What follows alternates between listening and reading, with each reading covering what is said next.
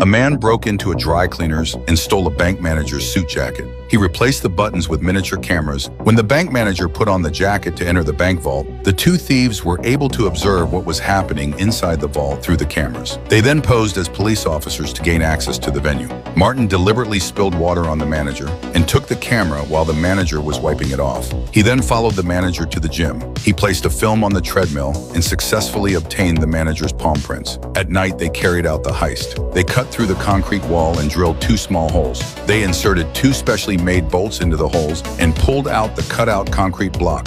The two men crawled through the opening into the bank. They went to the server room and froze the surveillance feeds. The two men made their way to the vault. Martin put on the palm print gloves and passed the recognition scan without issue. They successfully opened the first set of doors. Next, Martin pulled out a handcart and secured a jammer to the front. Martin carefully lay flat on the handcart. They need to avoid the infrared scan. Martin used his fingers to guide the cart forward slowly.